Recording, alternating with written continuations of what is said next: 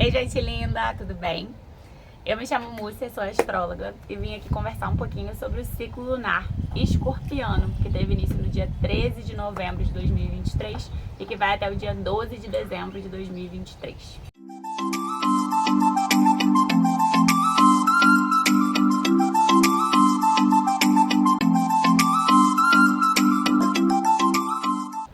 A lunação começa com Sol e Lua se encontrando no mesmo grau, minuto e segundo de um signo, que no caso da alunação que a gente vai falar hoje é o signo de Escorpião. Esse encontro aconteceu no dia 13 de novembro, às 6h27, horário de Brasília, e aconteceu nos 20 graus e 43 minutos do signo de Escorpião.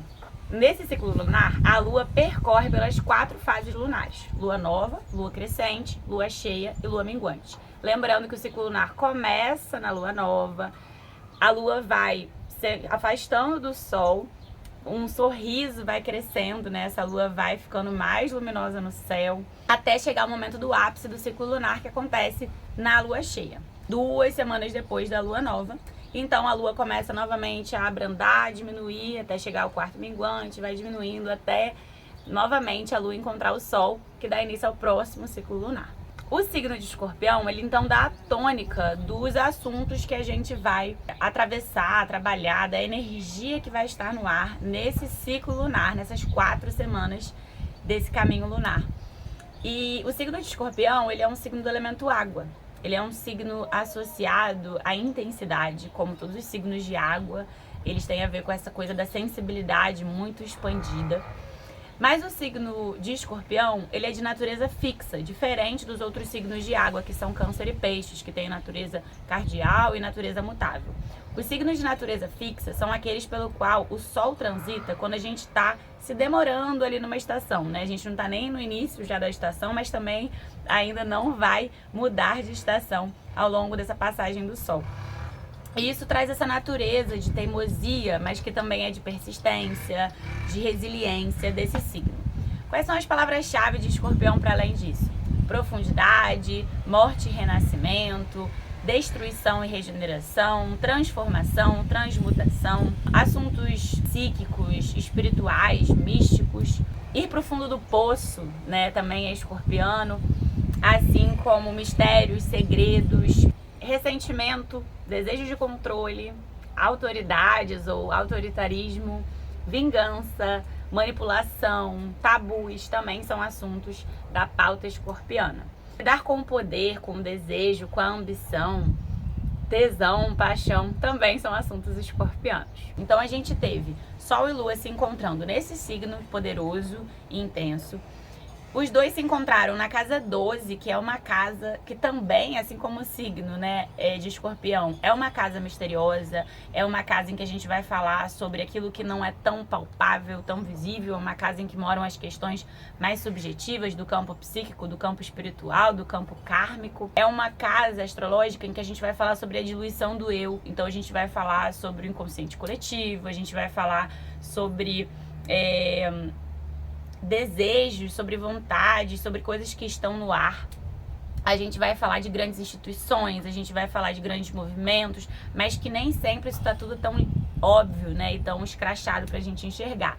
É a casa da loucura, é a casa da desintegração, é a casa da ilusão, é a casa dos enganos, é a casa da nebulosidade, é a casa do invisível, também é a casa da entrega, da rendição. Sol e Lua, no momento do início do ciclo, estavam conjuntos a Marte, né, que é um astro que rege o signo de Escorpião, que intensifica ainda mais essa energia e que estava transitando no signo de Escorpião no exato momento do início da alunação. Quando a gente tem Sol e Lua próximos aí a um planeta, a energia dele está muito forte, muito presente ao longo do ciclo. E Marte vai falar sobre começos, vai falar sobre atitude, sobre coragem, sobre ousadia, mas também sobre guerra, conflito, sobre impaciência, irritabilidade, impulsividade, precipitação, pressa, né, intolerância, destemor, ou seja, uma tendência a assumir riscos às vezes maiores do que a gente pode estar preparado num outro momento. Se de um lado isso fala muito da nossa força, da nossa capacidade de ir além ao longo desse ciclo lunar, também pede muito cuidado, muito muita maturidade para tomar a decisão de aonde a gente consegue ir além, de onde a gente vai tirar energia para colocar essa energia a mais em outro campo, ou será que a gente está com essa energia toda multiplicada? Sol e Lua estavam também num momento próximos a Marte e os 3 corpos celestes desafiados por Urano. Urano, esse planeta que representa a erupção, né? Que representa a quebra, que representa a imprevisibilidade, o inconformismo, a rebeldia, que representa a liberação, a tendência à transformação, a modernidade, a tecnologia, também a ousadia, né? Mas a questão toda é que Marte e Urano são 2 astros bélicos, explosivos, e quando eles contrastam, a gente precisa tomar muito cuidado com essa pressa galopante de resolver tudo e de encontrar saídas fáceis e de ter dificuldade de conciliar e de cooperar. Os conflitos com autoridades, as rebeliões, essa impulsividade, essa pressa para resolver as coisas, para mudar as coisas antes do tempo das coisas acontecer, também são tendências desafiadoras desse conflito que é o central do ciclo. Então a gente tem as boas notícias, claro. É um ciclo de mudanças, é um ciclo que vai promover a liberação, que é aquilo que já está por aqui, a gente vai conseguir encerrar.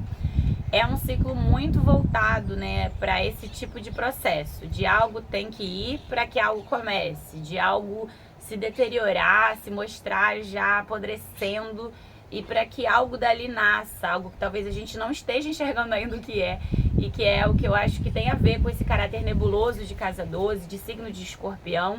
E a gente tem um bom aspecto aí entre Netuno, que é o astro que vai falar sobre imaginação, criatividade, empatia, compaixão, poesia, magia, encantamento, mediunidade, espiritualidade, em harmonia com Sol e Lua, no momento do início da lunação. Então, de todo esse caos, surge magia, surge canalização de energia criativa para uma direção interessante.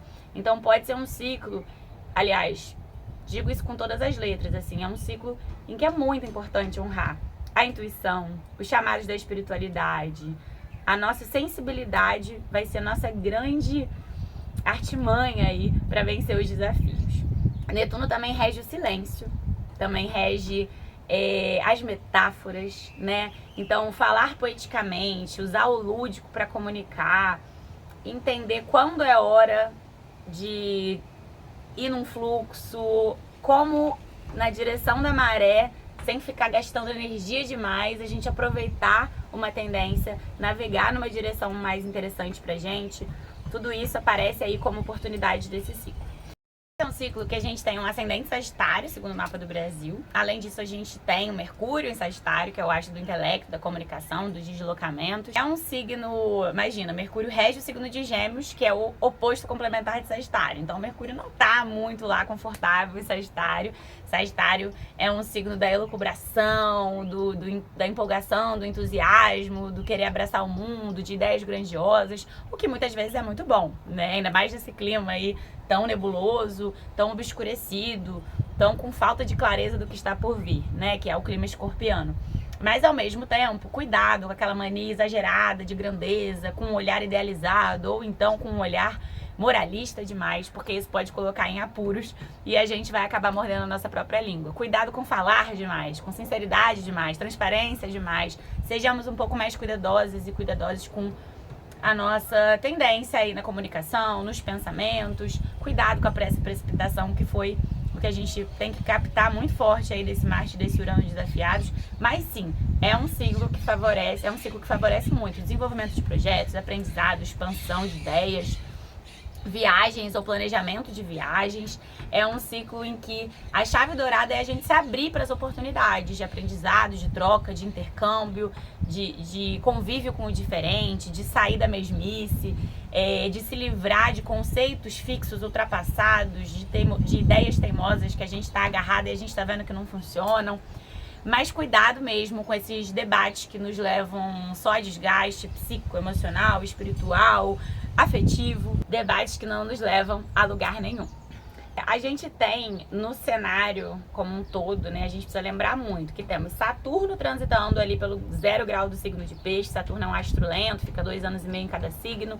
E quando ele fica 2 anos e meio num signo, nós estamos coletivamente amadurecendo nossa relação com os temas desse signo. E Peixes é um signo do elemento água, ligado justamente aos assuntos de casa 12, que são saúde mental, saúde psíquica, saúde emocional, saúde espiritual, a nossa relação com a arte, com a imaginação, com o sono, com o inconsciente coletivo, com as nossas emoções, com os nossos sonhos, projetos criativos, com a nossa sensibilidade, com a nossa vulnerabilidade.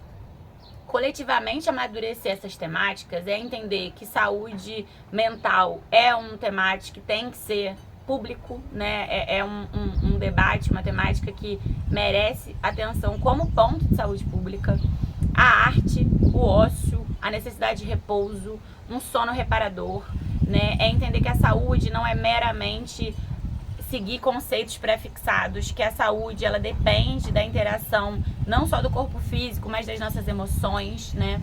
E que existem sim recortes sociais que fazem com que mais pessoas, grupos específicos adoeçam mais que outros grupos, né? Então, pensar esse contexto, a gente vai ficar com Saturno aí até 2025, pensar todas essas sistemáticas de um lugar mais maduro, mais amoroso, né? Mais coletivamente responsável é fundamental. E Lilith, que é um ponto virtual que sinaliza pra gente algo que é reprimido, tá obscurecido. No mapa natal da gente, a Lilith vai mostrar algo que a gente reprime na gente por conta da nossa criação e algo que talvez a gente nem perceba que existe dentro da gente, que a gente precisa liberar, precisa acolher, precisa trabalhar para alcançar uma vida mais satisfatória e prazerosa. Mas no plano coletivo, os trânsitos de Lilith, que duram quase 9 meses ali, 8 meses, cerca de 8 a 9 meses, eles sinalizam pra gente questões reprimidas que todos nós precisamos acolher com mais amor. E Lilith ingressou, né, no signo de Virgem no mês de outubro, vai ficar em 9 meses nesse signo. E a passagem de Lilith por Virgem, ela tende muito a fazer a gente perceber aonde a gente, e aí nem preciso aprofundar muito, né, onde a gente aprendeu que deveria desrespeitar os nossos limites, que a gente deveria ser útil o tempo todo, que todos os segundos da nossa vida precisam dar dinheiro, ser produtivos, né? Sempre buscando otimização, melhoria, como se nós fôssemos máquinas, e até máquinas de descanso, né? Onde que a gente foi educada à autocrítica excessiva e onde a gente tende a se cobrar e cobrar das outras pessoas através de uma atitude de recalque, de inveja, de incômodo, do repouso do outro, do descanso do outro, da inutilidade do outro, né, suposta e aparente.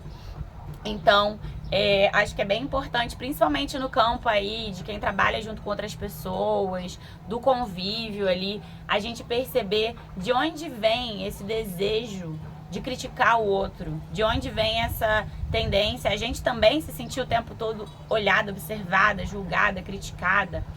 É bem importante olhar para essas temáticas aí que vão estar nesse pano de fundo desse ciclo lunar. O grande objetivo, a grande meta do ciclo lunar, eu sempre gosto de trazer essa reflexão, obviamente aqui é uma reflexão, a gente pode partilhar, vocês podem me contar se vocês sentem isso também, mas eu acho que a grande meta dessa lunação, desse ciclo lunar, é a gente encontrar mais prazer genuíno em sermos quem nós somos. E esse prazer genuíno é realmente a gente conseguir encontrar mais formas da gente espontaneamente viver, com prazer de viver, com vontade de acordar, com vontade de fazer acontecer. Então, encerrar ciclos, relacionamentos ou sair de espaços onde a gente percebe que a gente está se esforçando demais e aquilo, ao invés de estar nos trazendo bons frutos, boas colheitas, aquilo está desgastando a gente mais ainda. A gente está saindo esgotada, a gente está saindo desgastada, exausta e se sentindo um lixo, se sentindo alguém que não construiu nada com todo esse esforço. Então, eu acho que é um pouco sobre a gente honrar nossos sentimentos, a gente confiar nas nossas sensações de desconforto, a gente dar luz às nossas ideias, então desengavetar aquilo que estava ali adiado há muito tempo e que talvez com as últimas liberações, encerramentos e despedidas do último ciclo tenha agora espaço para nascer e florescer. Pra gente encontrar lugares e pessoas que nos recebam, onde a gente consiga sentir que é leve doar e que isso é bom pra gente e bom pra quem tá recebendo, né? Honrar o que é espontâneo na gente, honrar o que é belo na gente, sem nos encolher e sem ficar tentando ser algo que nós não somos, sem ficar tentando aparentar ser ou tentar maquiar algo da gente pra gente supostamente ser aceita ou esconder algum tipo de falha que a gente supostamente tenha. Eu acho que não existe uma receita única para todo mundo atingir essa meta da alunação, mas existem alguns ingredientes aí que podem ajudar a gente a encontrar caminhos para isso acontecer. Acho que o primeiro de todos, cuidar muito com a pressa, com a precipitação, com a impulsividade de resolver tudo, de responder tudo rápido. Cooperar, né? Encontrar.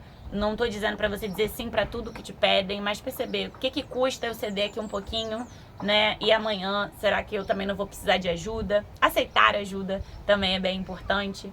Ter discernimento pra diferenciar o que demanda que a gente seja veloz, seja rápida, seja no insight, e o que pode esperar, o que a gente pode esperar decantar pra amadurecer a decisão. Atividades que permitam a gente canalizar a energia criativa e ajudar a gente a exercitar essa musculatura da criatividade, da imaginação, do encantamento, do maravilhamento. E claro, coragem pra gente fazer esse mergulho que a energia escorpiana quase que nos obriga a fazer, olhar para aquilo que a gente não estava vendo, que parece tão assustador, mas que depois de passar o susto, o medo, a gente talvez encontre muita liberação, muita liberdade, muito alívio e consiga usar essa energia para promover liberações e transformações necessárias para a gente viver mais leve. Vou falar agora algumas datas importantes pra gente finalizar, anotar aí no calendário pra gente não esquecer. A alunação começou no dia 13 de novembro de 2023, o quarto crescente acontecerá no dia 20 de novembro, às 7h49 da manhã. Logo depois, no dia 22 de novembro, a gente tem o ingresso do Sol no signo de Sagitário, que vai mudar um pouco esse astral. Vai ser às 11 da manhã. Logo que ingressar em Sagitário, esse Sol vai fazer uma quadratura, um aspecto desafiador com Saturno. A gente vai ser cobrada em algumas demandas de aterramento, de desaceleração. A gente vai fazer contato com alguns pontos desafiadores da vida, com os limites, com as limitações, com os obstáculos. Cuidado com a tendência à sobrecarga, com a autocrítica exagerada, com a autocobrança, mas sim, é um momento em que a gente pode olhar com pés no chão e mãos na concretude aquilo que está demandando uma atenção que talvez a gente não pôde dar antes. A lua cheia, que é o ápice do ciclo lunar e é justamente essa fase em que tudo transborda e tudo fica muito mais claro, vai acontecer no dia 27 de novembro, no signo de Gêmeos, às 6h16 da manhã. E aí a gente vai conversar mais pra frente sobre o que essa lua cheia traz nesse eixo Gêmeos-Sagitário, mas já adianto aqui que é um ciclo em que a gente está sendo demandado muito a olhar o profundo, mas pra gente fazer isso a gente também precisa cultivar a leveza, beleza? E por fim, o quarto minguante vai acontecer no signo de Virgem, vai ser no dia 5 de dezembro, às 2h49 da madrugada. No Instagram eu compartilho dicas e orientações diárias, então se você não me acompanha lá, me segue pra gente seguir junto. Um grande beijo e feliz lunação escorpiana pra gente.